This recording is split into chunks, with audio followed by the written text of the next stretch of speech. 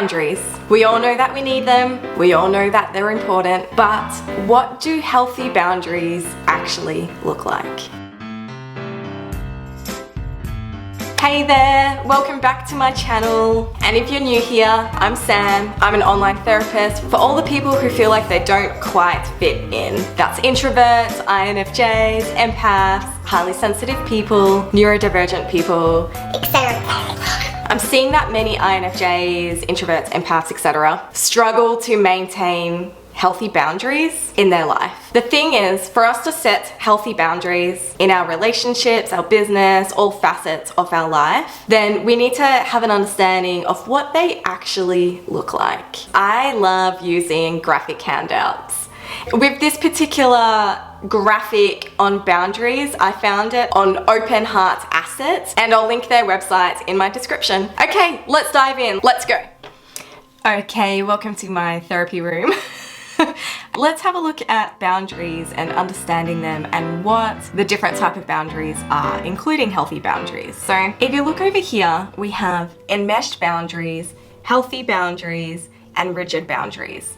While we go through this, I want you to start thinking about where you might sit in this. And I do want to just clarify that with boundaries, if you look down here, boundaries that we can be mindful of is time, spiritual, our physical body, mental, sexual, money, emotional. And our boundaries are going to look different depending on the relationships that we have. So with your partner, your boundaries are going to look different than the stranger that you meet on the street. Or if you have a business, your boundaries are going to look different with your client than it will with a close friendship. Let's start with healthy boundaries. You'll see here that there's yourself and there's the other person.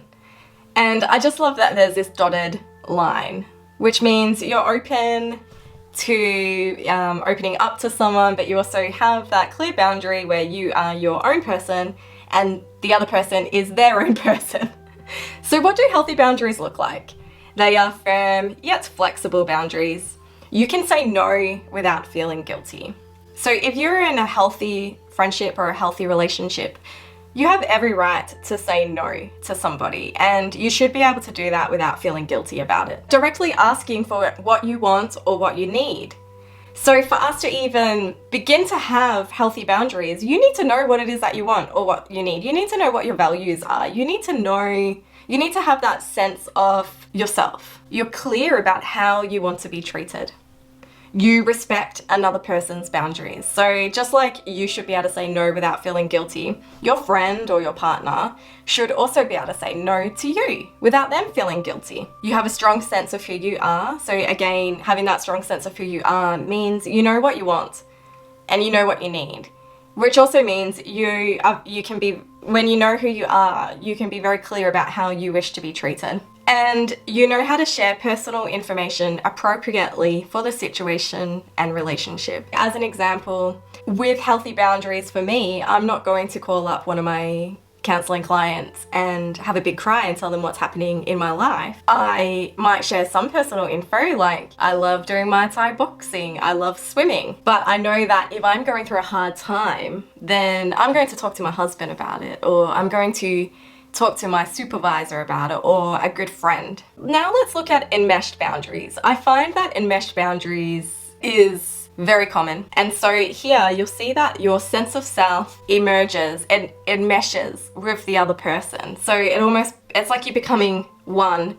You're not having that clear distinction of yourself and the other person. So enmeshed boundaries, what does that look like? And as I go through this, I want you to think about if you have enmeshed boundaries, which relationships do you have enmeshed boundaries with, or what areas of your life do you feel like are enmeshed? Having weak or non-existent boundaries, and you'll see that the dotted line is a lot bigger than over here. You have a greater difficulty in saying no. You're more passive and agreeable. You don't ask for what you want. You allow others to mistreat you. People pleasing. This is so common for an empath or someone who has experienced trauma. It's very easy to fall into that people pleasing mode because you don't want to let the other person down. You don't want to feel their disappointment. And so to avoid you feeling their disappointment or feeling like you're letting them down, you are more likely to agree and go along with something, even if you really don't want to do it. And when you're doing something that you really don't want to do, that's how resentment builds. Oversharing personal information. So I find that this happens quite a lot on social media. And I know for myself, many years ago, I felt like to show up as my raw, authentic self, that I needed to tell you everything. And I've since learnt that I can have healthy boundaries with social media, and you don't need to know everything about me. And that's okay. It doesn't mean I'm not being real or authentic in who I am. With enmeshed boundaries, you fear rejection, which can fall into like why you might people please. Unsure of what you need or want, a poor sense of identity, and craving external validation. That's a big one. So to have healthy boundaries, it's almost like you need to get to a point where you can validate yourself. If you were thinking about studying a course, you want to be able to know that you can choose to study that course because that's what you want to do and that's the next pathway for you, and doing it without needing validation from someone else. Okay, we're going to look at rigid boundaries now. I just love this graphic here. So there's yourself and there's the other, and see that big thick line and a brick wall, and it's kind of like back off, don't go near me. You're closed off. So rigid boundaries, you're closed off. You have difficulty in trusting others, inflexible about what you will or won't do, the need to be in control. You're quick to cut people out of your life. You feel misunderstood and alone. Because if you're not letting people in, if you're completely closed off and you're not trusting other people, they're going to sense that, and they're probably not going to trust you either, and they're not going to feel comfortable to be vulnerable with you. And then in turn, so you're both like closing each other off, and then you feel misunderstood and alone. And I know that loneliness is, that's a whole other topic that we can go into. We won't go into it today, but yeah, loneliness is a common underlining feeling that people who've experienced trauma or people who are INFJ or neurodivergent or whatever feel. Surface level relationships, and we all know that if you're an introvert or an empath or an INFJ, surface level relationships aren't gonna cut it. You want to be able to dive deep with the other person. You're reluctant to show vulnerability, and things need to be done your way. So I'm just going to look here at some of the ways of setting healthy boundaries. Saying no does not mean I do not care. I understand you are upset. I am not okay with being spoken to like that. Right now, I need some time to myself. I would love to hear about this more tomorrow. I am not responsible for your emotions. Setting boundaries doesn't mean I am selfish.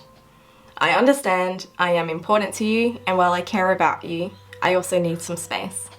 I can help, but I cannot do that for you. That is setting healthy boundaries. Again, this is healthy boundaries, enmeshed boundaries, and rigid boundaries. Okay, let's get into some of the journaling prompt questions that you can ask yourself to begin to reflect on where you're at with boundaries and how you can begin to set healthier boundaries in your life. Let's go. So I'm going to ask these questions, and the idea for this is for you to reflect, for you to deep dive into what's happening for you. So here we go with the questions. Pause as you need, journal, do whatever it is that is going to help you hear your inner voice. What does healthy boundaries mean for you? In which areas do you have healthy boundaries? And which areas do you need to work on? What specific area do you need to work on for healthy boundaries? What do you need to set limits on in general? What might be possible if you communicate your boundaries in a mindful way to a friend, family member, social media, or a colleague? How can you be true to yourself? How can you be true to what you need to do? What are your most important values, and how do your boundaries reflect these values?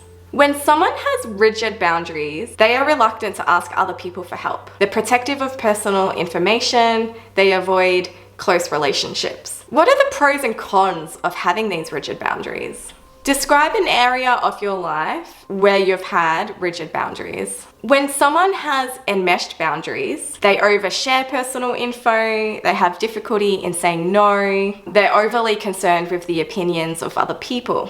What do you think are the pros and cons of having enmeshed boundaries? Think of an area in your life where you've had enmeshed boundaries. What challenges have you faced when you've tried to set healthy boundaries? And how did you overcome those challenges? So that's just a few questions for you to think over. But first, Connie wants to say hi. That's it from me today. I hope that this was helpful. And if you want to watch a video on how to build your assertiveness skills, which will help in setting healthy boundaries, then please watch this video. You might find it helpful. I also have a Building Assertiveness Workbook on my website, and I will link that below. Okay, much love. Take care of yourself. You're all amazing, and I will see you when I see you. Okay, bye.